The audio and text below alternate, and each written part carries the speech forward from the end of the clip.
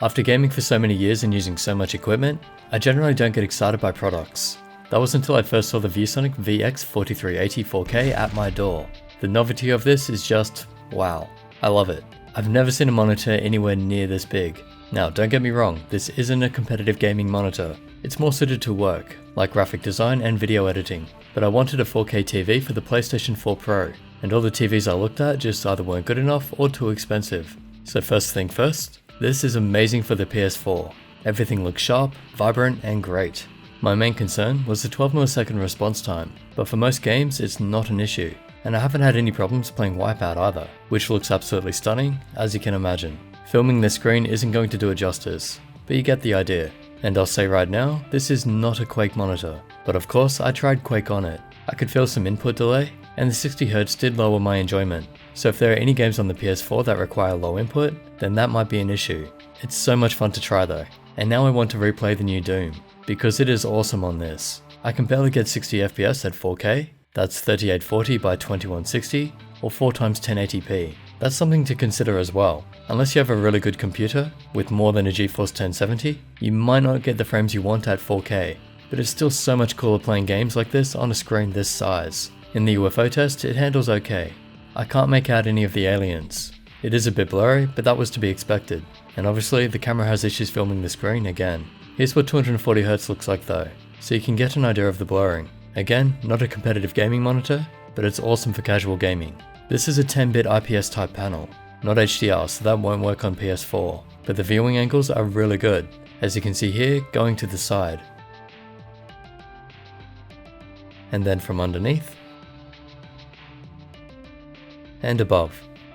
They say the viewing angle is meant to be 178 degrees, which looks right to me. 10-bit is more for the people doing a lot of grading that need the extra information. I actually don't have any experience with that though, so I won't comment. Most cameras and screens that you see are only 8-bit, so for most people it's not really needed.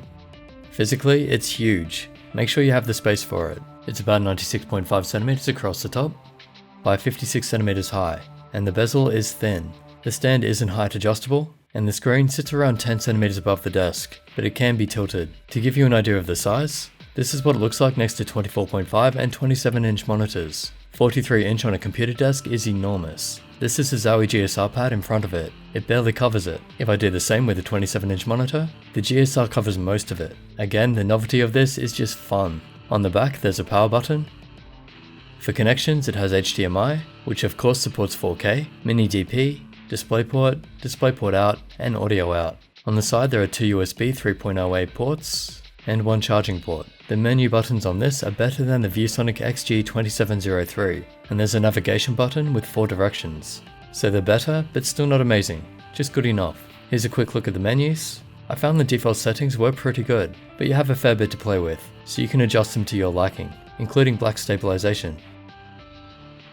It has two 7-watt internal speakers, and surprisingly, they were pretty good considering what they are. I was actually using them before I put the Sound Blaster X Katana with it. Here's a listen so you get an idea. So to give you an idea of the volume, this is at 100%, and I'm talking right next to the camera.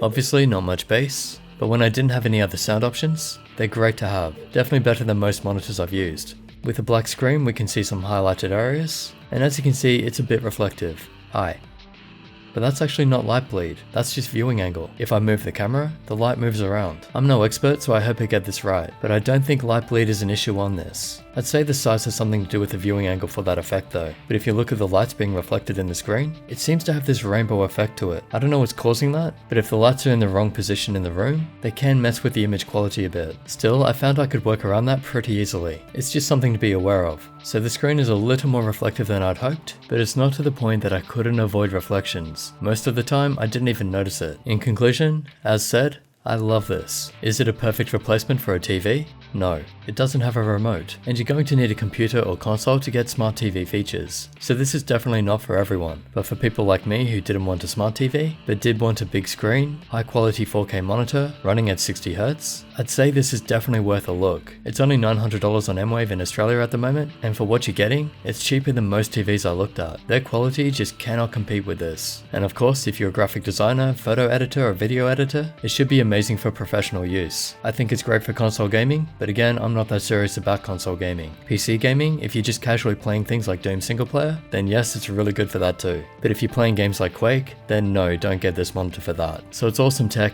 highly recommended if it suits your needs like it does mine.